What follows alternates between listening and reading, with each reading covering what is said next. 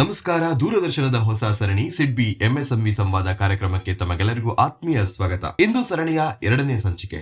ವಿಷಯ ಎಂಎಸ್ಎಂಇಗಳ ಡಿಜಿಟಲೀಕರಣ. ಇದು ಡಿಜಿಟಲ್ ಯುಗ. ಒಂದು ಸ್ಮಾರ್ಟ್ ಫೋನ್ ಮೂಲಕ ಸಂಪೂರ್ಣ ವ್ಯವಹಾರ ನಡೆಯುತ್ತೆ ಎಂಬ ಮಾತನ್ನ ನೀವು ಒಪ್ಕೊಳ್ತೀರಿ. ಒಂದು ಡಿಜಿಟಲ್ ಲೋನ್ ಆಪ್ ಮೂಲಕವೇ ತಕ್ಷಣವೇ ಬಂಡವಾಳ ದೊರೆಯುತ್ತೆ. ಇದೇ ನವ ಭಾರತದ ಕತೆ. ಎಂಎಸ್ಎಂಇಗಳು ಕೂಡ ಈ ಡಿಜಿಟಲ್ ಕ್ರಾಂತಿಯ ಲಾಭವನ್ನ ಪಡ್ಕೊಳ್ಬಹುದು. ಹಾಗಾದ್ರೆ ಬನ್ನಿ, ಇಂದಿನ ಸಂಚಿಕೆಯಲ್ಲಿ ಡಿಜಿಟಲ್ ಪಾವತಿ ಅಂದ್ರೆ ಏನು, ಡಿಜಿಟಲ್ ಕ್ರೆಡಿಟ್ ಅಂದ್ರೆ ಏನು, ಯಾವ ರೀತಿ ಡಿಜಿಟಲ್ ಗುರುತುಗಳ ಮೂಲಕ ತಮ್ಮ ವ್ಯವಹಾರಕ್ಕೆ ಸುಲಭ ರೀತಿಯಲ್ಲಿ ಸಾಲ ಸೌಲಭ್ಯ ದೊರೆಯಬಹುದು, ಸಿಬಿಲ್ ಸ್ಕೋರ್ ಹೇಗೆ ಬರುತ್ತೆ, ಈ ಸಂಪೂರ್ಣ ವಿಧಾನದಲ್ಲಿ ಹಣಕಾಸು ಸಂಸ್ಥೆಗಳ ಪಾತ್ರ ಏನು ಎಂಬುದನ್ನ ತಿಳ್ಕೊಳ್ಳೋಣ. ನಾನು ಅಮಿತ್ ಅರೋರ. ಚರ್ಚೆಯಲ್ಲಿ ಭಾಗವಹಿಸೋಕೆ ನಮ್ಮ ದೂರದರ್ಶನದ ಸ್ಟುಡಿಯೋದಲ್ಲಿ ನನ್ನ ಜೊತೆಗಿದ್ದಾರೆ ಲೆಕ್ಕ ಪರಿಶೋಧಕರಾದ ಜಿನಂದ್ ಶಾ ಅವರು. ನಮಸ್ಕಾರ ಸರ್. ನಮಸ್ಕಾರ. ನೀವು OPL ಅಂದ್ರೆ ಆನ್ಲೈನ್ PSP ಲೋನ್ ನ ಮ್ಯಾನೇಜಿಂಗ್ ಡೈರೆಕ್ಟರ್ ಹಾಗೂ ಮುಖ್ಯ ನಾವೀನ್ಯತಾ ಅಧಿಕಾರಿಯಾಗಿದ್ದೀರಿ. ಡಿಜಿಟಲ್ ಪಾವತಿಗಳು ವ್ಯವಹಾರಗಳನ್ನ, ಮುಖ್ಯವಾಗಿ ಚಿಕ್ಕ ಉದ್ದಿಮೆಗಳನ್ನ ಹೇಗೆ ಬದಲಾಯಿಸಿದೆ? ಮುಖ್ಯವಾಗಿ ಡಿಜಿಟಲ್ ಪಾವತಿಗಳು ಭಾರತದ ಅಡಿಪಾಯವಾಗಿದೆ. ಡಿಜಿಟಲ್ ಪಾವತಿಗಳ ಅಡಿಪಾಯ UPIಗಳು. UPI ಎಂದರೆ ಏಕೀಕೃತ ಪಾವತಿ ವ್ಯವಸ್ಥೆ. ಇದನ್ನು ಮಾಡಿದವರು ಯಾರು? ಇದನ್ನು NPCI ಮಾಡಿದೆ.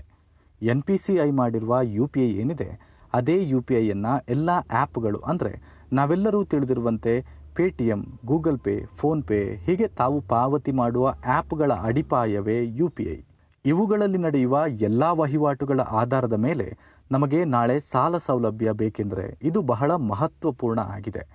ಆದುದರಿಂದ ತಾವು ಎಷ್ಟು QR ಕೋಡ್ ಉಪಯೋಗಿಸುವಿರೋ, ಅಂದರೆ ತಾವು ಉಪಯೋಗಿಸುವ QR ಕೋಡ್ ಹೇಗಿರಬೇಕು ಅಂದರೆ ಅದರ ಮೇಲೆ ತಮಗೆ ಭರವಸೆ ಇರಬೇಕು.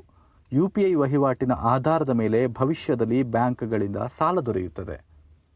ಯಾವಾಗಲೂ ಡಿಜಿಟಲ್ ಪಾವತಿಗಳ ವಿಷಯ ಬಂದಾಗ UPI ಉಲ್ಲೇಖವಾಗುತ್ತೆ. ಡಿಜಿಟಲ್ ಪಾವತಿಗಳಲ್ಲಿ ಬೇರೆ ಯಾವ ಆಯ್ಕೆಗಳಿವೆ? ಡಿಜಿಟಲ್ ಪಾವತಿಗಳ ಮುಖ್ಯ ಅಡಿಪಾಯವೇ UPI. UPIಯು ಎಲ್ಲವನ್ನ ಬದಲು ಮಾಡಿದೆ. ಇದರ ಹೊರತಾಗಿ ತಾವು ಕ್ರೆಡಿಟ್ ಕಾರ್ಡ್ ಅನ್ನು ಕೂಡ ಉಪಯೋಗಿಸಬಹುದು. ರೂಪಾಯ ಕ್ರೆಡಿಟ್ ಕಾರ್ಡ್ MSMEಯ ವೆಚ್ಚಗಳನ್ನು ಕಡಿಮೆ ಮಾಡಿದೆ. ನೂತನ ಪ್ರವೃತ್ತಿಗಳ ಬಗ್ಗೆ ಮಾತನಾಡೋದಾದ್ರೆ AI ನ ಪ್ರಸ್ತಾಪವಾಗುತ್ತೆ. ಪಾವತಿಗಳಲ್ಲಿ ಇದರ ಉಪಯೋಗವಾಗಿದೆಯಾ? ಪಾವತಿ ಪರಿಹಾರದಲ್ಲಿ ಹಾಗೂ ದೂರಸಂಪರ್ಕ ಉದ್ಯಮ ಇವೆರಡರಲ್ಲಿ AIನ ಬಹುದೊಡ್ಡ ಪಾತ್ರವಿದೆ. ಯಾಕಂದರೆ ತಮಗೆ ಬೇರೆ ಬೇರೆ ಸ್ಥಳಗಳಿಂದ ಪಾವತಿಗೆ ಕೋರಿಕೆ ಬರುತ್ತದೆ. ಇವುಗಳು ನಂಬಿಕಾರ್ಹವೋ ಇಲ್ಲವೋ ಎಂದು ತಿಳಿಯಲು AIನ ಉಪಯೋಗ ಮಾಡಿಕೊಳ್ತಿವೆ. ಡಿಜಿಟಲೀಕರಣದ ವಿಷಯ ಬಂದಾಗ ಡಿಜಿಟಲ್ ಪಾವತಿ ವಿಧಾನದಲ್ಲಿ ಯಾವ ಯಾವ ಆಯ್ಕೆಗಳಿವೆ ಎಂಬುದನ್ನ ಈಗ ಮತ್ತೊಮ್ಮೆ ಸಂಕ್ಷಿಪ್ತವಾಗಿ ತಿಳ್ಕೊಳ್ಳೋಣ.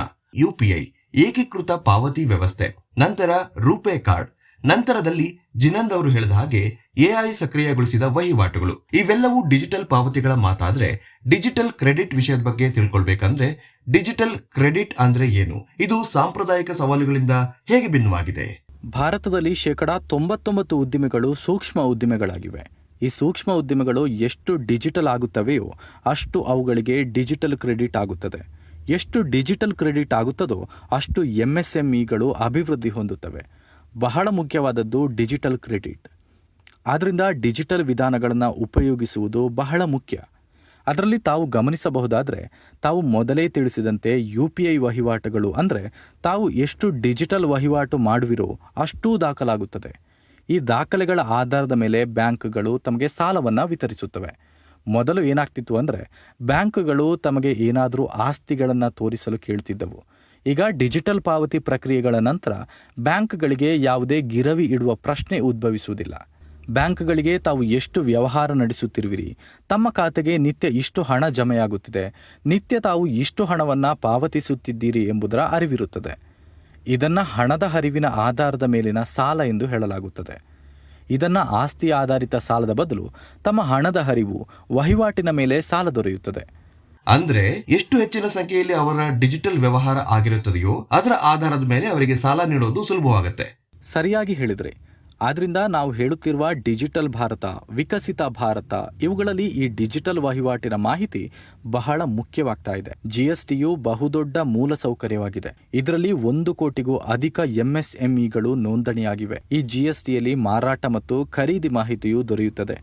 ಈ GSTಯ ಮಾಹಿತಿಯ ಆಧಾರದ ಮೇಲೆ ಕೂಡ ಇಂದು ಬಹಳಷ್ಟು ಬ್ಯಾಂಕ್ಗಳು ಸಾಲವನ್ನ ನೀಡುತ್ತಿವೆ. MSMEಗಳು ಈ ಡಿಜಿಟಲ್ ಕ್ರೆಡಿಟ್ ಬಹುಶಃ ದೊಡ್ಡ ದೊಡ್ಡ MSMEಗಳಿಗೆ ಮಾತ್ರ ಅಂತ ಭಾವಿಸುತ್ತವೆ. ಇದು ಎಲ್ಲ MSMEಗಳಿಗೂ ಅನ್ವಯಿಸುತ್ತದೆಯೇ? ಮತ್ತೊಮ್ಮೆ ಗಮನಿಸಿ, ಸೂಕ್ಷ್ಮ, ಸಣ್ಣ ಮತ್ತು ಮಧ್ಯಮ ಉದ್ದಿಮೆಗಳು. MSMEಗಳಲ್ಲಿ ದೊಡ್ಡ ಉದ್ದಿಮೆಗಳೆಂದು ಹೇಳಲಾಗುವ ಮಧ್ಯಮ ಉದ್ದಿಮೆಗಳಿಗೆ ಡಿಜಿಟಲ್ ಸಾಲ ಸೌಲಭ್ಯಗಳು ಮೊದಲಿನಿಂದಲೂ ದೊರೆಯುತ್ತಿದೆ. ಯಾಕೆಂದರೆ ಅವುಗಳ ಬಹುಪಾಲು ದಾಖಲೆಗಳು ಬ್ಯಾಂಕ್ಗಳಿಗೆ ದೊರೆಯುತ್ತಿತ್ತು. ಇಂದಿನ ದಿನಗಳಲ್ಲಿ ಬಹುದೊಡ್ಡ ಅಂತರ ಎಲ್ಲಿದೆ ಅಂದರೆ ಅದು ಸೂಕ್ಷ್ಮ ಉದ್ದಿಮೆಗಳಲ್ಲಿ. ನಾವು ಮೊದಲೇ ತಿಳಿಸಿದಂತೆ ಭಾರತದಲ್ಲಿ 99% ಉದ್ದಿಮೆಗಳು ಸೂಕ್ಷ್ಮ ಉದ್ದಿಮೆಗಳು. ಇವುಗಳ ಮಾಹಿತಿ ಎಲ್ಲಿಯೂ ದೊರೆಯುವುದಿಲ್ಲ. ಒಂದು ವೇಳೆ ಇವುಗಳ ಮಾಹಿತಿ ಕೂಡ ಡಿಜಿಟಲ್ ರೂಪದಲ್ಲಿ ದೊರಕಿದರೆ ಇವುಗಳಿಗೂ ಕೂಡ ಬ್ಯಾಂಕ್ಗಳು ಡಿಜಿಟಲ್ ಸಾಲ ನೀಡುತ್ತವೆ. ಭವಿಷ್ಯದಲ್ಲಿ ಈ ಸೂಕ್ಷ್ಮ ಉದ್ದಿಮೆಗಳು ಎಷ್ಟು ಡಿಜಿಟಲ್ ಸ್ವರೂಪವನ್ನು ಅಳವಡಿಸಿಕೊಳ್ಳುವವೋ ಅವುಗಳಿಗೆ ಅಷ್ಟು ಡಿಜಿಟಲ್ ಸಾಲ ಸೌಲಭ್ಯ ದೊರೆಯುವುದು ಪ್ರಾರಂಭವಾಗುತ್ತದೆ. ಎಂಎಸ್ಎಂಇಗಳು ತಾವು ಸಾಲವನ್ನ ಪಡೆದುಕೊಳ್ಳೋದಷ್ಟೇ ಅಲ್ಲದೆ ಈ ಸಾಲವನ್ನ ಸಮಯಕ್ಕೆ ಸರಿಯಾಗಿ ಹಿಂದಿರುಗಿಸೋದು ಅಷ್ಟೇ ಮುಖ್ಯ ಅನ್ನೋದನ್ನ ಅರ್ಥಕೊಳ್ಬೇಕಾಗತ್ತೆ. ಮರುಪಾವತಿ ಶಿಸ್ತನ್ನ ಹೇಗೆ ತರುವುದು, ಹಾಗೆ ಈ ಕ್ರೆಡಿಟ್ ಸ್ಕೋರ್ ಅಂದ್ರೆ ಏನು? ಇಂದು ಬ್ಯಾಂಕ್ ಉದ್ದಿಮೆಯಲ್ಲಿ ಬಹಳ ಪ್ರಮುಖವಾಗಿ ಇರುವುದೆಂದ್ರೆ ಅದು ಕ್ರೆಡಿಟ್ ಸ್ಕೋರ್. ಈ ಕ್ರೆಡಿಟ್ ಸ್ಕೋರ್ ನೀಡುವ 4 ಕಂಪನಿಗಳು ಭಾರತದಲ್ಲಿವೆ. ಮೊದಲನೆಯದು ಸಿಬಿಲ್, ಎರಡನೆಯದು ಎಕ್ಸ್ಪೀರಿಯನ್, ಮೂರನೆಯದು ಕ್ರಿಫ್ ಹೈಮಾರ್ಕ್, ನಾಲ್ಕನೆಯದು ಈಕ್ವಿಫ್ಯಾಕ್ಸ್. ಈ 4 ಕಂಪನಿಗಳು ಕ್ರೆಡಿಟ್ ಸ್ಕೋರ್ ನೀಡ್ತವೆ. ಈ ಕ್ರೆಡಿಟ್ ಸ್ಕೋರ್ಗಳು ಯಾವುದರ ಆಧಾರದ ಮೇಲೆ ಆಗುತ್ತವೆ ಅಂದರೆ, ತಾವು ಸಾಲ ತೆಗೆದುಕೊಂಡಿದ್ದೀರಿ ಅಂದುಕೊಳ್ಳೋಣ. ಈ ಸಾಲದ ಕಂತನ್ನ ಪ್ರತಿ ತಿಂಗಳು ಮರುಪಾವತಿ ಮಾಡುತ್ತಿದ್ದೀರಿ. ಒಂದೆರಡು ದಿನ ಮೊದಲೇ ಕಟ್ಟುತ್ತಿದ್ದೀರಿ. ತಾವು ಯಾವ ದಿನದಂದು ಸಾಲ ಮರುಪಾವತಿ ಮಾಡಿದ್ದೀರಿ ಎಂಬ ಎಲ್ಲ ಮಾಹಿತಿಗಳು ಬ್ಯಾಂಕ್ಗಳಲ್ಲಿ ಇರುತ್ತದೆ. ಈ ಎಲ್ಲ ಮಾಹಿತಿಯನ್ನ ಬ್ಯಾಂಕ್ಗಳು ಈ ಸಂಸ್ಥೆಗಳಿಗೆ ನೀಡ್ತವೆ. ಇವುಗಳಿಗೆ ಕ್ರೆಡಿಟ್ ಬ್ಯೂರೋ ಎಂದು ಕರೆಯಲಾಗುತ್ತದೆ. ಎಲ್ಲಾ ಮಾಹಿತಿಗಳನ್ನು ಎಲ್ಲಾ ಬ್ಯಾಂಕ್ಗಳು ಅಥವಾ NBFCಗಳು ಈ ಕ್ರೆಡಿಟ್ ಬ್ಯೂರೋಗಳಿಗೆ ನೀಡ್ತವೆ. ಈ ಕ್ರೆಡಿಟ್ ಬ್ಯೂರೋಗಳು ತಮ್ಮ ಮಾಹಿತಿಯನ್ನ ದಾಖಲಿಸಿಕೊಳ್ಳುತ್ತದೆ. ಅಂದ್ರೆ ತಮ್ಮ ಡಿಜಿಟಲ್ ದಾಖಲೆ ತಯಾರಾದಂತಾಯಿತು. ತಾವು ಸಾಲದ ಕಂತನ್ನ ಸಕಾಲಕ್ಕೆ ಪಾವತಿಸಿದ್ದೀರಿ ಅಂದ್ರೆ ತಮ್ಮ ಸ್ಕೋರ್ ಅತ್ಯುತ್ತಮ ಎಂದಾಗುತ್ತದೆ. ಮರುಪಾವತಿಯನ್ನ ತಾವು ವಿಳಂಬ ಮಾಡಿದಲ್ಲಿ ಅಥವಾ ಮರುಪಾವತಿ ಮಾಡದೇ ಇದ್ದಲ್ಲಿ ತಮ್ಮ ಸ್ಕೋರ್ ಕಡಿಮೆ ಆಗ್ತಾ ಹೋಗುತ್ತದೆ. ಡಿಜಿಟಲ್ ಕ್ರೆಡಿಟ್ ನ ವಿಶೇಷ ಅಂದ್ರೆ ಇದು ಹೊಣೆಗಾರಿಕೆಯನ್ನು ಹೆಚ್ಚಿಸುವುದರ ಜೊತೆಗೆ ಎಂಎಸ್ಎಂಇ ಉದ್ದಿಮೆಗಳ ಹಣಕಾಸಿನ ಶಿಸ್ತನ್ನ ಕಲಿಸುತ್ತೆ. ಬನ್ನಿ, ಡಿಜಿಟಲ್ ಕ್ರೆಡಿಟ್ ನ ಉಪಯೋಗಗಳ ಬಗ್ಗೆ ಮತ್ತೊಮ್ಮೆ ಸಂಕ್ಷಿಪ್ತವಾಗಿ ತಿಳ್ಕೊಳ್ಳೋಣ.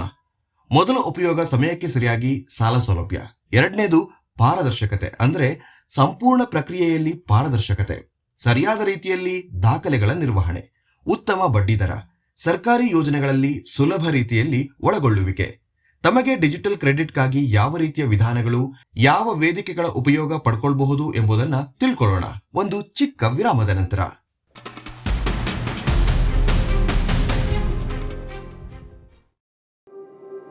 भविष्य उन्हीं का है जो सपनों में विश्वास करते हैं, और एक साथ बुने हुए लाखों सपनों से बनती है हमारे भारत की कहानी। हर सपने को संजोने के लिए सिडबी ने संसद के एक एक्ट के जरिए 1990 में अपना सफर शुरू किया, और आज इस बीज को सींचने में पारितंत्र की सहायता करता है। सिडबी, सपनों का उत्सव।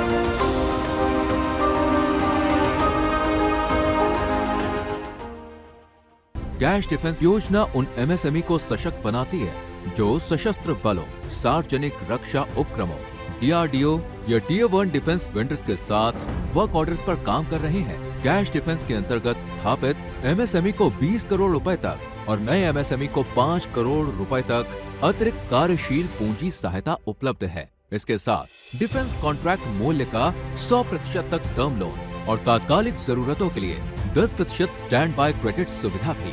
सिडबी कैश डिफेंस, भारत के रक्षा पारितंत्र को मजबूती।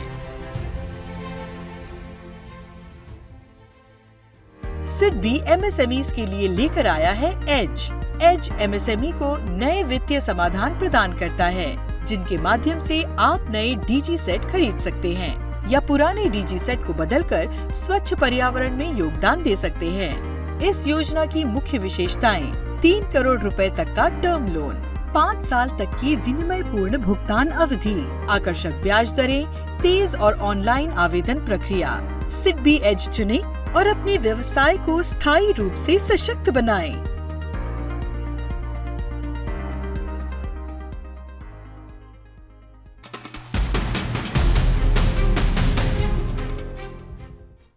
ನೀವು ನೋಡ್ತಾ ಇದ್ದೀರಿ ಸಿಡ್ಬಿ MSME ಸಂವಾದವನ್ನ. ನಾವಿಂದು MSMEಗಳ ಡಿಜಿಟಲೀಕರಣದ ಬಗ್ಗೆ ಚರ್ಚೆ ಮಾಡ್ತಾ ಇದ್ವಿ. ವಿರಾಮಕ್ಕೆ ಹೋಗೋ ಮೊದಲು ತಾವು ನಮಗೆ ಡಿಜಿಟಲ್ ಪಾವತಿ ಏಕೆ ಮುಖ್ಯ, ಅದು ಡಿಜಿಟಲ್ ಸೌಲಭ್ಯದಲ್ಲಿ ಹೇಗೆ ನಮಗೆ ಆಧಾರವಾಗುತ್ತೆ ಎಂಬುದರ ಬಗ್ಗೆ ತಿಳಿಸಿದ್ರಿ. ಡಿಜಿಟಲ್ ಕ್ರೆಡಿಟ್ ಅನ್ನ ಬಳಸಬೇಕು ಅಂತಾದ್ರೆ ಯಾವ ಯಾವ ವೇದಿಕೆಗಳು ಲಭ್ಯ ಇವೆ? ನಮ್ಮ ಬಳಿ ಡಿಜಿಟಲ್ ದಾಖಲೆ ಇದೆ ಎಂದಾದ್ರೆ, ಅಂದ್ರೆ ನಾನು ತಿಳಿಸಿದಂತೆ ತಮ್ಮ ಬಳಿ UPI ಮಾಹಿತಿ ಆಗಲಿ, ತಮ್ಮ GSTಯ ಮಾಹಿತಿ ಆಗಲಿ, ತಮ್ಮ ಬ್ಯಾಂಕ್ ಖಾತೆಯ ಮಾಹಿತಿ, ಡಿಜಿಟಲ್ ಮಾಹಿತಿ ಅಂದರೆ ತಮ್ಮ ಬ್ಯಾಂಕ್ ಖಾತೆಯಲ್ಲಿ ನಡೆಯುವ ಪ್ರತಿಯೊಂದು ವಹಿವಾಟು, ಇವುಗಳ ಆಧಾರದ ಮೇಲೆ ಬ್ಯಾಂಕ್ಗಳು ತಮಗೆ ಸಾಲವನ್ನು ನೀಡ್ತವೆ. ಅಥವಾ ಯಾವುದಾದರೂ ಕ್ರೆಡಿಟ್ ಬ್ಯೂರೋದ ಮಾಹಿತಿ ಇದ್ದರೆ ಅದು ಕೂಡ ಮುಖ್ಯವಾಗುತ್ತದೆ. ಈ ಎಲ್ಲ ತಮ್ಮ ಡಿಜಿಟಲ್ ದಾಖಲೆಗಳು ನಮೂದಾಗುತ್ತಾ ಹೋಗುತ್ತದೆ. ಈ ಡಿಜಿಟಲ್ ದಾಖಲೆಗಳನ್ನು ಉಪಯೋಗಿಸಿಕೊಂಡು ಇಂದು ಭಾರತದಲ್ಲಿ ಅನೇಕ ಸಂಸ್ಥೆಗಳು ಸಾಲ ನೀಡ್ತವೆ. ಉದಾಹರಣೆಗೆ ಹೇಳೋದಾದರೆ PSP ಲೋನ್ಸ್ ಇನ್ 59 ಮಿನಿಟ್ಸ್, ಇದನ್ನು 2018ರಲ್ಲಿ ಸ್ಥಾಪಿಸಲಾಯಿತು. ಇವುಗಳ ಮೇಲೆ ಇಂದು 30 ಲಕ್ಷ ಜನರಿಗೆ ಇದರ ಉಪಯೋಗ ಆಗಿದೆ. ಇದರಿಂದ 3 ಲಕ್ಷ ಕೋಟಿ ಮಂಜೂರು ಕೂಡ ಆಗಿದೆ. ಇದರ ಡಿಜಿಟಲ್ ಪ್ರಕ್ರಿಯೆಗಳ ಮೂಲಕ ತಮಗೆ 5 ಕೋಟಿವರೆಗೆ ಸಾಲ ದೊರೆಯುತ್ತದೆ. ಇದರಲ್ಲಿ ತಮ್ಮ GST ಮಾಹಿತಿ, ಬ್ಯಾಂಕ್ ಖಾತೆಯ ಮಾಹಿತಿ ಇವೆಲ್ಲವೂ ಡಿಜಿಟಲ್ ಸ್ವರೂಪದಲ್ಲಿ ಇರುತ್ತದೆ. ತಮಗೆ 51 ನಿಮಿಷಗಳಲ್ಲಿ ಡಿಜಿಟಲ್ ಅನುಮೋದನೆಯ ಮೂಲಕ ವಿವಿಧ ಬ್ಯಾಂಕ್ಗಳ ಆಯ್ಕೆ ಕೂಡ ದೊರೆಯುತ್ತದೆ. ತಾವು ಬ್ಯಾಂಕ್ಗಳನ್ನು ಆಯ್ದುಕೊಂಡು ಅಲ್ಲಿ ಹೋಗಬಹುದು ಎಂಬ ಕಾರಣಕ್ಕೆ ಅವರು ಇದಕ್ಕೆ 51 ನಿಮಿಷಗಳೆಂದು ಹೇಳ್ತಾರೆ. ಎರಡನೇ ಆಯ್ಕೆ ಅಂದರೆ ನಾವಿದನ್ನು ಜನಸಮರ್ಥ ಎನ್ನುತ್ತೇವೆ. ಇದು ಎಂತಹ ವೇದಿಕೆ ಅಂದರೆ ಇವುಗಳಲ್ಲಿ ವಿವಿಧ ಬಗೆಯ ಸರ್ಕಾರಿ ಯೋಜನೆಗಳು ಒಂದೇ ವೇದಿಕೆಯಲ್ಲಿ ದೊರೆಯುತ್ತದೆ. ಈ ಯೋಜನೆಗಳು ಹೇಗಿವೆ ಅಂದರೆ ಸರ್ಕಾರದ ಬಡ್ಡಿದರ ಅಥವಾ ಸಹಾಯಧನ ದೊರೆಯುತ್ತದೆ. ಉದಾಹರಣೆಗೆ ತಮಗೆ ಮುದ್ರಾ ಲೋನ್ ಪಡೆಯಬೇಕು ಅಂದರೆ ತಾವು ಜನಸಮರ್ಥಗೆ ಹೋಗಬಹುದು. ವ್ಯವಹಾರದ 4-5 ಸಾಲ ವರ್ಗಗಳಿದ್ದು ತಾವು ಅಲ್ಲಿ ಅರ್ಜಿ ಸಲ್ಲಿಸಿದರೆ ತಮಗೆ ಮೂಲ ಸೌಕರ್ಯಕ್ಕಾಗಿ 200 ಬ್ಯಾಂಕ್ಗಳು ಲಭ್ಯವಿದ್ದು ಅಲ್ಲಿ ತಾವು ಅರ್ಜಿ ಸಲ್ಲಿಸಿದರೆ ಅಲ್ಲಿಯೂ ಕೂಡ 30ರಿಂದ 45 ನಿಮಿಷಗಳಲ್ಲಿ ತಮ್ಮ ಸಾಲದ ಡಿಜಿಟಲ್ ಅನುಮೋದನೆ ದೊರೆಯುತ್ತದೆ. ಡಿಜಿಟಲ್ ಅನುಮೋದನೆಯ ನಂತರ ಈ ಎರಡೂ ಸಂಸ್ಥೆಗಳ ಮೂಲಕ 5ರಿಂದ 7 ದಿನಗಳ ಒಳಗೆ ಬ್ಯಾಂಕ್ಗಳು ಸಾಲ ವಿತರಣೆ ಮಾಡುತ್ತವೆ. ಇದರ ಹೊರತಾಗಿ ಉದ್ಯಮಿ ಮಿತ್ರ ವೇದಿಕೆ ಸಿಡ್ಬಿಯು ಅನೇಕ ವರ್ಷಗಳಿಂದ ಇದನ್ನು ನಡೆಸಿಕೊಂಡು ಬರುತ್ತಿದೆ. ಇವುಗಳಲ್ಲಿ ತಾವು ಯಾವುದಾದರೊಂದು ಬ್ಯಾಂಕನ್ನು ಆಯ್ಕೆ ಮಾಡಿಕೊಂಡು ಅಲ್ಲಿ ಸಾಲವನ್ನು ಪಡೆದುಕೊಳ್ಳಬಹುದು. ಇದರ ಹೊರತಾಗಿಯೂ ಕೂಡ ಇನ್ನು ಅನೇಕ ಟ್ರೇಡ್ ಸಂಸ್ಥೆಗಳಿವೆ. ಈ ಟ್ರೇಡ್ ಅಂದರೆ ತಮ್ಮ ಸರಕುಪಟ್ಟಿ ರಿಯಾಯಿತಿ ವೇದಿಕೆಗಳು. ಈ ಟ್ರೇಡ್ಸ್ ವೇದಿಕೆಗಳು ಏನು ಮಾಡ್ತವೆ ಅಂದರೆ ತಾವು MSMEಗಳಾದರೆ ತಮ್ಮ ಸರಕುಪಟ್ಟಿಯ ಮೇಲೆ ತಮಗೆ ತುರ್ತಾಗಿ ಹಣದ ಅವಶ್ಯಕತೆ ಇದ್ದರೆ ತಾವು ಟ್ರೇಡ್ಸ್ ವೇದಿಕೆಗೆ ಹೋಗಿ ಈ ಸರಕುಪಟ್ಟಿಯನ್ನು ಅಪ್ಲೋಡ್ ಮಾಡಿದರೆ ಇದರ ಆಧಾರದ ಮೇಲೆ ಬ್ಯಾಂಕ್ಗಳು ಹರಾಜಿನ ಮೂಲಕ 8% ಆಸುಪಾಸಿನ ಬಡ್ಡಿ ದರದಲ್ಲಿ ತಮಗೆ ಹಣ ದೊರೆಯುತ್ತದೆ. ಉಳಿಸಬಹುದಾದ ವ್ಯವಹಾರದಲ್ಲಿ ಖಾತೆಯಲ್ಲಿ ರಿಯಾಯಿತಿ ನೀಡಿ ನಮಗೆ ತಕ್ಷಣ ಹಣಕಾಸು ದೊರೆಯುತ್ತೆ. ಹೌದು, ಇದರ ಜೊತೆಗೆ ಸಹಾಯ್ ಇನ್ಫ್ರಾಸ್ಟ್ರಕ್ಚರ್ ಎಂಬುದೊಂದಿದೆ. ಇದೊಂದು ಮುಖ್ಯವಾದ ಸಂಸ್ಥೆಯಾಗಿದ್ದು ಇದು ತಮ್ಮ ಪ್ರತಿಯೊಂದು ವಹಿವಾಟನ್ನು ಅಂದರೆ ನಾವು ಈ ಮೊದಲು ಹೇಳಿದ ಹಾಗೆ UPIನಲ್ಲಿ ನಮೂದಾಗುವ ವಹಿವಾಟುಗಳನ್ನು ಹಾಗೆಯೇ ERP ಎಂಬ ವ್ಯವಸ್ಥೆಯೊಂದಿದೆ. ತಾವು ಟ್ಯಾಲಿ ಉಪಯೋಗಿಸುತ್ತಿದ್ದರೆ ಹಾಗೆ ಮತ್ತೊಬ್ಬರು ಝೋಹೋ ಉಪಯೋಗಿಸುತ್ತಿದ್ದರೆ ಯಾವುದೇ ERP ವ್ಯವಸ್ಥೆಯನ್ನು ಉಪಯೋಗಿಸುತ್ತಿದ್ದರೆ ಇದರಲ್ಲಿ ತಮ್ಮ ಮಾರಾಟ, ಖರೀದಿ, ಪಾವತಿ ಎಲ್ಲವೂ ನಮೂದಾಗುತ್ತದೆ. ಅಲ್ಲಿ ಎಷ್ಟು ವಹಿವಾಟುಗಳು ದಾಖಲಾಗುತ್ತವೆಯೋ ಈ ಎಲ್ಲ ವಹಿವಾಟುಗಳ ಮೇಲೆ ತಮಗೆ ಬ್ಯಾಂಕ್ನಿಂದ ಹಣಕಾಸು ದೊರೆಯುತ್ತದೆ. ಇದಕ್ಕೆ ಸಹಾಯಿ ಇನ್ಫ್ರಾಸ್ಟ್ರಕ್ಚರ್ ಎಂದು ಕರೆಯುತ್ತಾರೆ. ಪ್ರತಿ ಬ್ಯಾಂಕ್ಗಳು ತಮ್ಮ ತಮ್ಮ ರೀತಿಯಲ್ಲಿ ಅಳವಡಿಸಿಕೊಂಡಿವೆ. ಇದರ ಹೊರತಾಗಿ ಅನೇಕ ಫಿನ್ಟೆಕ್ ಕಂಪನಿಗಳಿದ್ದು ಇವುಗಳು ತಮ್ಮದೇ ಆದ ವೇದಿಕೆಗಳನ್ನು ನಿರ್ಮಿಸಿ ನಡೆಸಿಕೊಂಡು ಬರುತ್ತಿವೆ. ಈ ವೇದಿಕೆಯ ರೀತಿಯಲ್ಲಿಯೇ ಎಲ್ಲ ಸಾರ್ವಜನಿಕ ವಲಯದ ಬ್ಯಾಂಕ್ಗಳ ವೆಬ್ಸೈಟ್ಗಳು ಲಭ್ಯವಿದ್ದು ಯಾವುದೇ ಬ್ಯಾಂಕ್ನಲ್ಲಿ ತಮ್ಮ ಖಾತೆ ಇದ್ದರೆ ಆ ಬ್ಯಾಂಕಿನ ವೆಬ್ಸೈಟ್ಗೆ ಹೋಗಿ ಅಲ್ಲಿ ಸಾಲಕ್ಕಾಗಿ ಅರ್ಜಿ ಸಲ್ಲಿಸಬಹುದು. ತಮ್ಮ ಬಳಿ ಯಾವ ಆಯ್ಕೆಗಳಿವೆ, ವೇದಿಕೆಗಳು ಮತ್ತು ಮೂಲ ಸೌಕರ್ಯಗಳಿವೆ ಎಂಬುದರ ಬಗ್ಗೆ ಮತ್ತೊಮ್ಮೆ ಸಂಕ್ಷಿಪ್ತವಾಗಿ ತಿಳ್ಕೊಳ್ಳೋಣ. ಮೊದಲನೇದಾಗಿ 59 ನಿಮಿಷಗಳಲ್ಲಿ PSB ಸಾಲ, ಎರಡನೇದು ಜನಸಮರ್ಥ ಪೋರ್ಟಲ್, ಸಹಾಯ್ ಆಪ್, ಟ್ರೇಡ್ಸ್ ಪ್ಲಾಟ್ಫಾರ್ಮ್, ಉದ್ಯಮಿ ಮಿತ್ರ ಪೋರ್ಟಲ್ ಹಾಗೂ ಫಿನ್ಟೆಕ್ ಲೆಂಡರ್ಸ್. ನೀವು ನೋಡ್ತಾ ಇದ್ದೀರಿ ಸಿಡ್ಬಿ MSME ಸಂವಾದ. ಇದೊಂದು ವಿಶೇಷ ವೇದಿಕೆಯಾಗಿದ್ದು ಇದರಲ್ಲಿ ನಿಮಗೆ MSMEಗಳ ಸವಾಲುಗಳು, ಪರಿಹಾರ ಹಾಗೂ ಯಶಸ್ಸಿನ ಕಥೆಗಳನ್ನ ತಲುಪಿಸ್ತಾ ಇದ್ದೀವಿ. ಇಂದು ನಾವು ನಿಮಗೆ ನೋಹಾ ಸ್ಪ್ರಿಂಗ್ಸ್ ಇಂಡಸ್ಟ್ರೀಸ್ ಚಂಡೀಗಢದ ಕಥೆಯನ್ನು ಹೇಳ್ತಾ ಇದ್ದೀವಿ. ಯಾವ ರೀತಿ ಡಿಜಿಟಲ್ ಕ್ರೆಡಿಟ್ ಮಾಧ್ಯಮದ ಮೂಲಕ ಈ ಕಂಪನಿ ತನ್ನ ಕನಸನ್ನ ಸಾಕಾರ ಮಾಡಿಕೊಂಡಿದೆ ಎಂಬುದನ್ನ ನೋಡೋಣ ಬನ್ನಿ.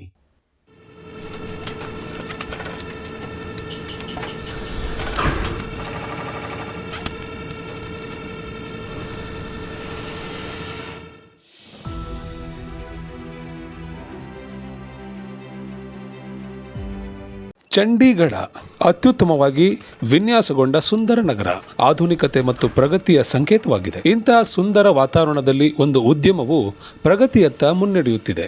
ಇದರ ಹೆಸರೇ ನೋಹಾ ಸ್ಪ್ರಿಂಗ್ಸ್ ಇಂಡಸ್ಟ್ರೀಸ್.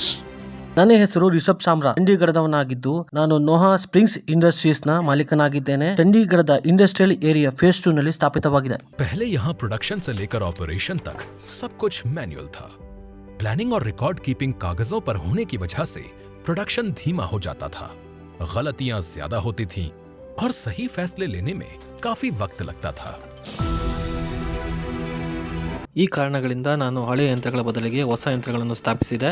ಈ ಕಾರಣದಿಂದ ನನ್ನ ಉತ್ಪನ್ನವು 10ಕ್ಕೂ ಅಧಿಕ ಪಟ್ಟು ಹೆಚ್ಚಾಯಿತು. ಗುಣಮಟ್ಟ ಉತ್ಪಾದನೆ ಮತ್ತು ಶೂನ್ಯ ತಪ್ಪುಗಳು ಇದರಿಂದ ನನಗೆ ಹೆಚ್ಚು ಉಪಯೋಗವಾಯಿತು. ಸಮಯದ ಜೊತೆಗೆ ರಿಷಬ್ ಅವರು ಡಿಜಿಟಲ್ ರೂಪಾಂತರದ ಮಹತ್ವವನ್ನು ಅರಿತುಕೊಂಡರು. ಡಿಜಿಟಲ್ ಸಾಲ ನೀಡುವ ವೇದಿಕೆಗಳು ವ್ಯವಹಾರದ ಮಜಲುಗಳನ್ನು ಹೇಗೆ ಬದಲಾಯಿಸಬಲ್ಲವು ಎಂಬುದನ್ನು ಅರಿತರು. ದಾಖಲೆಗಳನ್ನು ಅಪ್ಲೋಡ್ ಮಾಡುವ ತನಕ ಇಂದು ಎಲ್ಲವೂ ಆನ್ಲೈನ್ ನಲ್ಲಿ ಮಾಡಬಹುದಾಗಿದೆ. ರಿಷಬ್ ಅವರು ಇದರ ಸಂಪೂರ್ಣ ಲಾಭವನ್ನು ಪಡೆದುಕೊಂಡರು. ಬ್ಯಾಂಕುಗಳಿಗೆ ಸುತ್ತುವುದಕ್ಕಿಂತ ಮನೆಯಲ್ಲೇ ಕುಳಿತು ಸಾಲಕ್ಕಾಗಿ ಅರ್ಜಿ ಸಲ್ಲಿಸುವುದು ಸುಲಭ. ಈ ಎಲ್ಲಾ ವಿಷಯಗಳು ಅವರ ಸಮಯವನ್ನು ಉಳಿಸುವುದರ ಜೊತೆಗೆ ಅವರ ವ್ಯವಹಾರಕ್ಕೆ ಒಂದು ಹೊಸ ವೇಗವನ್ನು ನೀಡಿತು. ನೋಹಾ ಸ್ಪ್ರಿಂಗ್ಸ್ ರೀತಿ ಇಂದು ದೇಶದಾದ್ಯಂತ ಸಾವಿರಾರು ಎಂಎಸ್ಎಂಇಗಳು ಈ ಡಿಜಿಟಲ್ ಕ್ರೆಡಿಟ್ ವ್ಯವಸ್ಥೆಯ ಸಂಪೂರ್ಣ ಪ್ರಯೋಜನವನ್ನು ಪಡೆಯುತ್ತಿವೆ. QR ಆಧಾರಿತ ಪಾವತಿ ಗೇಟ್ವೇ, ಡಿಜಿಟಲ್ ಸ್ಕೋರಿಂಗ್ ಹಾಗೂ ಸರಳೀಕೃತ ದಾಖಲಾತಿಗಳಂತಹ ಡಿಜಿಟಲ್ ಪ್ರಕ್ರಿಯೆಗಳು ಸಾಲ ಪಡೆಯುವ ವಿಧಾನವನ್ನು ಸಂಪೂರ್ಣವಾಗಿ ಬದಲಾಯಿಸಿವೆ. ಈ ಡಿಜಿಟಲ್ ತಂತ್ರದಿಂದ ತಪ್ಪುಗಳು ಕಡಿಮೆಯಾಗಬಲ್ಲುವುದಲ್ಲದೆ ಪಾರದರ್ಶಕತೆಯೂ ಹೆಚ್ಚುತ್ತಿದೆ. ವಸ್ತುನಿಷ್ಠ ಕ್ರೆಡಿಟ್ ನಿರ್ಧಾರದಿಂದ ಅನುಮೋದನೆಯೂ ಕೂಡ ಇಂದು ಅತ್ಯಂತ ತ್ವರಿತವಾಗಿದೆ. ಇದರಿಂದಾಗಿ ಸಾಲ ಸೌಲಭ್ಯಗಳು ಪ್ರತಿಯೊಂದು ಎಂಎಸ್ಎಂಇಗಳಿಗೆ ಸುಲಭವಾಗಿದೆ. ನಾವು ಇಂದು ಯಂತ್ರೋಪಕರಣಗಳನ್ನು ಉನ್ನತ ದರ್ಜೆಗೇರಿಸಿ ಡಿಜಿಟಲೀಕರಣಗೊಳಿಸಿದೆವು. ಇದು ನಮಗೆ ದೊಡ್ಡ ತಿರುವನ್ನೇ ನೀಡಿತು. ಇದು ನಮಗೆ ಎಲ್ಲ ವಿಷಯದಲ್ಲೂ ಹೆಚ್ಚು ಸಹಾಯ ಮಾಡಿತು. ಜೊತೆಗೆ ಕೆಲಸ ಮಾಡುವ ನಮ್ಮ ವಿಧಾನವೂ ಬದಲಾಯಿತು. ಈ ಡಿಜಿಟಲ್ ಬದಲಾವಣೆಗಳು ಸಿಡ್ಬಿಯ ಬೆಂಬಲ ಮತ್ತು ಎಂಎಸ್ಎಂಇಗಳ ಪರಿಸರ ವ್ಯವಸ್ಥೆಯ ದೃಢ ನೀತಿಗಳ ಕಾರಣದಿಂದ ಸಾಧ್ಯವಾಗಿದೆ. ಡಿಜಿಟಲ್ ಟೂಲ್ಗಳು ದಸ್ತಾವೇಜು, ದಾಖಲೆ ನಿರ್ವಹಣೆ ಹಾಗೂ ನಿಯಂತ್ರಣ ಅನುಸರಣೆಯನ್ನು ಎಷ್ಟು ಸುಲಭ ಮಾಡಿದೆ ಎಂದರೆ ಇಂದು ಪ್ರತಿಯೊಂದು ಎಂಎಸ್ಎಂಇಗಳ ನಿರ್ವಹಣೆ ಮೊದಲಿಗಿಂತಲೂ ಅನೇಕ ಪಟ್ಟು ಸುಲಭವಾಗಿದೆ. ನೋಹಾ ಸ್ಪ್ರಿಂಗ್ಸ್ ರೀತಿ ಇಂದು ಪ್ರತಿಯೊಂದು ಎಂಎಸ್ಎಂಇಗಳು ಈ ಡಿಜಿಟಲ್ ಪಯಣದಲ್ಲಿ ತೊಡಗಿಕೊಂಡು ತಮ್ಮ ಪ್ರಗತಿಯ ಕನಸನ್ನು ಸಾಕಾರ ಮಾಡಿಕೊಳ್ಳಬಹುದು. ಹಾಗಾದರೆ ಬನ್ನಿ, ಡಿಜಿಟಲೀಕರಣದಲ್ಲಿ ತೊಡಗಿಕೊಳ್ಳಿ, ನಿಮ್ಮ ಅಭಿವೃದ್ಧಿಯ ಹಾದಿಯನ್ನು ಹೆಚ್ಚಿಸಿಕೊಳ್ಳಿ ಹಾಗೂ ಸಶಕ್ತರಾಗಿ. ನೋಹಾ ಸ್ಪ್ರಿಂಗ್ಸ್ ಇಂಡಸ್ಟ್ರೀಸ್ ನ ಕಥೆಯಿಂದ ಇಂದಿನ ಡಿಜಿಟಲ್ ಯುಗದಲ್ಲಿ ಯಾವುದೇ ಎಂಎಸ್ಎಂಇ ಡಿಜಿಟಲ್ ಆಗೋದು ಒಂದು ಆಯ್ಕೆಯಲ್ಲ, ಅವಶ್ಯಕತೆ ಎಂಬುದು ಸ್ಪಷ್ಟವಾಗುತ್ತೆ. ನೀವು ನೋಡ್ತಾ ಇದ್ದೀರಿ ಸಿಡ್ಬಿ ಎಂಎಸ್ಎಂಇ ಸಂವಾದವನ್ನ. ಇಂದಿನ ಚರ್ಚೆಯಲ್ಲಿ ನಮ್ಮೊಂದಿಗಿದ್ದಾರೆ ಲೆಕ್ಕ ಪರಿಶೋಧಕರಾದ ಜಿನನ್ ಶಾ. ತಾವು ಈ ಪ್ರಕರಣವನ್ನ ನೋಡಿದ್ದೀರಿ. ಡಿಜಿಟಲೀಕರಣದ ಮಾತು ಬಂದಾಗ ಇದು ಕೇವಲ ಪಾವತಿ ಅಥವಾ ಒಂದು ಆಪ್ಗೆ ಸೀಮಿತವಾಗಿಲ್ಲ, ಸಂಪೂರ್ಣ ವ್ಯಾಪಾರ ಪ್ರಕ್ರಿಯೆಯನ್ನ ಸ್ವಯಂ ಚಾಲಿತವನ್ನಾಗಿಸುವಂತಹ ಪ್ರಕ್ರಿಯೆ ಅನ್ಬಹುದು. ಎಷ್ಟು ಡಿಜಿಟಲೀಕರಣವಾಗುತ್ತದೆಯೋ ನಾವು ಎಂಎಸ್ಎಂಇಯನ್ನ ಸ್ವಯಂಚಾಲಿತವನ್ನಾಗಿ ಮಾಡಬೇಕು. ಎಂಎಸ್ಎಂಇಯನ್ನ ಅಭಿವೃದ್ಧಿಪಡಿಸಲು ಅವುಗಳ ಪಾವತಿ ವಹಿವಾಟು ಮತ್ತು ಕ್ರೆಡಿಟ್ ಡಿಜಿಟಲೀಕರಣಗೊಳಿಸುವುದು ಅತ್ಯಂತ ಅವಶ್ಯಕ. ಅವುಗಳ ದಾಖಲೆಗಳ ನಿರ್ವಹಣೆ, ದಾಸ್ತಾನಿನ ವಿವರಣೆ, ಎಷ್ಟು ಸಾಮಗ್ರಿಗಳಿವೆ, ಎಷ್ಟು ಮಾರಾಟವಾಗಿದೆ, ಅವರ ಬಳಿ ಎಷ್ಟು ಉಳಿದುಕೊಂಡಿವೆ, ಇದಕ್ಕಾಗಿ ಅನೇಕ ವಿಧಾನಗಳಿವೆ. ಇವುಗಳನ್ನ ಎಂಎಸ್ಎಂಇಗಳು ಎಷ್ಟು ಉಪಯೋಗಿಸಿಕೊಳ್ಳುತ್ತವೆಯೋ ಅಷ್ಟೂ ಅವುಗಳಿಗೆ ಉಪಯೋಗವಾಗಲಿದೆ. ಇದರ ಹೊರತಾಗಿ ಎಂಎಸ್ಎಂಇಗಳಿಗೆ ಬಹಳ ದೊಡ್ಡ ವಿಷಯವೆಂದರೆ ಹಣಕಾಸು ದೊರೆತಿದೆ, ದಾಸ್ತಾನು ನಿರ್ವಹಣೆಯ ಸಾಧನವೂ ಬಂದಾಗಿದೆ. ಆದರೆ ಉತ್ಪಾದನೆ ಏನು ಆಗುತ್ತಿದೆ, ಅದರ ದಾಖಲೆಗಳ ನಿರ್ವಹಣೆ ಎಷ್ಟು ಡಿಜಿಟಲ್ ಆಗುತ್ತದೆಯೋ ಅಷ್ಟೂ ಒಳ್ಳೆಯದು. ಇವುಗಳನ್ನು ಮಾರಾಟ ಮಾಡುವುದು ಡಿಜಿಟಲ್ ವಿಧಾನಗಳು ದೊರೆಯುತ್ತವೆ. ಉದಾಹರಣೆಗೆ ONDC ಪ್ಲಾಟ್ಫಾರ್ಮ್. ತಾವು ಎಷ್ಟು ಡಿಜಿಟಲ್ ವೇದಿಕೆಗಳನ್ನ ಉಪಯೋಗಿಸಿಕೊಳ್ಳುವಿರೋ ಅಷ್ಟೂ ಸ್ಥಳಗಳಿಂದ ತಮಗೆ ಮಾಹಿತಿಗಳು ದೊರೆಯುತ್ತವೆ. ಇದರ ಆಧಾರದ ಮೇಲೆ ತಮಗೆ ಉದ್ಯಮದ ಒಳನೋಟ ದೊರೆಯುತ್ತದೆ. AI ಆಧಾರಿತ ಆ್ಯಪ್ಗಳು ಕೂಡ ದೊರೆಯುತ್ತವೆ. ತಾವು ಇನ್ನೂ ದೊಡ್ಡದಾಗಿ ಬೆಳೆಯಲು ಏನೇನು ಮಾಡಬಹುದು ಎಂಬುದರ ಬಗ್ಗೆ ಇವು ತಮಗೆ ಮಾರ್ಗದರ್ಶನವನ್ನು ಕೂಡ ನೀಡುತ್ತವೆ. ಡಿಜಿಟಲ್ ಎಂಎಸ್ಎಂಇ ಮಿಷನ್ ನಂತಹ ಬಹಳಷ್ಟು ಸರ್ಕಾರಿ ಉಪಕ್ರಮಗಳಿದ್ದು ಡಿಜಿಟಲೀಕರಣದ ಈ ಪ್ರಕ್ರಿಯೆಯಲ್ಲಿ ಸಹಾಯವಾಗುವ ಹಾಗೆ ಸರ್ಕಾರ ಯಾವ ರೀತಿಯ ಪ್ರಯತ್ನಗಳನ್ನು ಮಾಡ್ತಾ ಇದೆ? ಡಿಜಿಟಲ್ ಎಂಎಸ್ಎಂಇ ಯೋಜನೆ ಸರ್ಕಾರದ ಒಂದು ಬಹಳ ದೊಡ್ಡ ಯೋಜನೆಯಾಗಿದ್ದು, ನಾನು ಮೊದಲೇ ಹೇಳಿದಂತೆ ಪ್ರತಿಯೊಂದು ವಿಷಯದಲ್ಲೂ ತಾವು ಡಿಜಿಟಲ್ ಆಗಲೇಬೇಕಾಗಿದೆ. ದಾಸ್ತಾನಿನಿಂದ ಹಿಡಿದು ದಾಖಲೆಗಳಿಂದ ಹಿಡಿದು ತಮ್ಮ ವಹಿವಾಟಿರಲಿ, ಪಾವತಿ ಇರಲಿ, ಇವೆಲ್ಲವನ್ನು ಡಿಜಿಟಲ್ ಮಾಡಲು ಎಷ್ಟು ಸಾಧನಗಳು ತಮಗೆ ದೊರೆಯುತ್ತವೆಯೋ ತಮಗೆ ಸರ್ಕಾರವು ನೀಡಬಹುದಾದ ಎಲ್ಲವೂ ಡಿಜಿಟಲ್ ಮಿಷನ್ ಅಡಿಯಲ್ಲಿ ಸರ್ಕಾರವು ಎಲ್ಲರಿಗೂ ನೀಡುತ್ತಿದೆ. ಈ ಸರ್ಕಾರದ ಯೋಜನೆ ತಮ್ಮನ್ನ ಸಕ್ಷಮವಾಗಿಸುವ ಯೋಜನೆಯಾಗಿದೆ. ಡಿಜಿಧನ್ ಮಾತು ಬಂದಾಗ ಇದನ್ನ ಹೇಗೆ ಅರ್ಥ ಮಾಡಿಕೊಳ್ಳೋದು? ಡಿಜಿಧನ್ ಯೋಜನೆ ಅಂದ್ರೆ ಈ ಡಿಜಿ ಮತ್ತು ಧನ್ ಈ ಎರಡು ಶಬ್ದಗಳನ್ನ ತಾವು ಅರ್ಥ ಮಾಡಿಕೊಂಡ್ರೆ ತಮ್ಮ ಹಣವನ್ನ ಡಿಜಿಟಲ್ ಮಾಡಲು ಇರುವ ವಿಧಾನಗಳು. ಅಂದ್ರೆ ಹಣವನ್ನ ತಾವು ಭೌತಿಕವಾಗಿ ಇಟ್ಟುಕೊಳ್ಳುವ ಬದಲಿಗೆ ಡಿಜಿಟಲ್ ರೂಪದಲ್ಲಿ ಇಟ್ಟುಕೊಳ್ಳಲು ಪ್ರಾರಂಭ ಮಾಡಿದರೆ, ಅಂದ್ರೆ UPI ಮೂಲಕವಾಗಲಿ ಅಥವಾ ಬೇರೆ ರೂಪದಲ್ಲಾಗಿರಲಿ, ಇದಕ್ಕೆ ನಾವು ಡಿಜಿಧನ್ ಯೋಜನೆ ಎಂದು ಕರೆಯುತ್ತೇವೆ. ಬನ್ನಿ ಒಂದು ಚಿಕ್ಕ ವಿರಾಮವನ್ನ ತೆಗೆದುಕೊಳ್ಳೋಣ. ನಂತರ ಸಿಡ್ಬಿ ಎಂಎಸ್ಎಂಇ ಸಂವಾದದಲ್ಲಿ ನಿಮ್ಮ ಪ್ರಶ್ನೆಗಳಿಗೆ ಉತ್ತರಿಸಲಿದ್ದೇವೆ.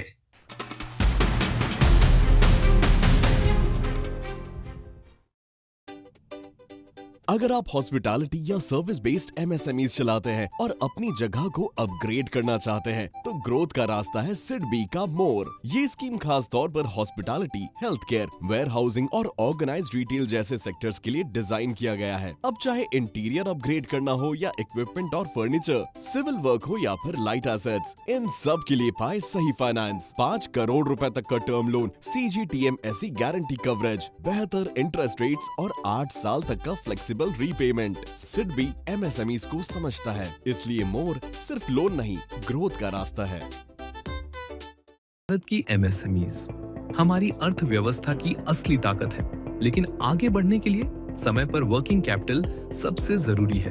पेश है सिडबी डिजिकैश, MSMEs के लिए तेज, पारदर्शी और पूरी तरह डिजिटल वर्किंग कैपिटल समाधान।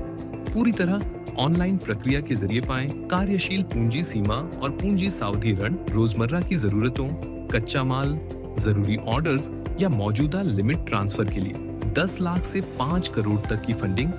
सिडबी डिजिकैश, आसान, स्मार्ट और digital first working capital Bharat की MSMEs की प्रगति के लिए। सिडबी MSME को समझता है।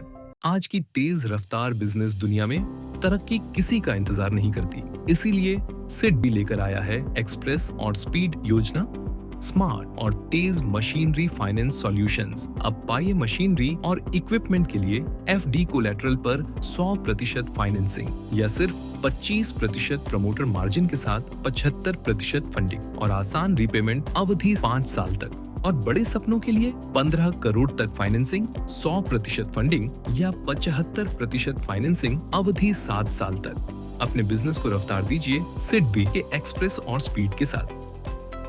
सिडबी MSME को समझता है।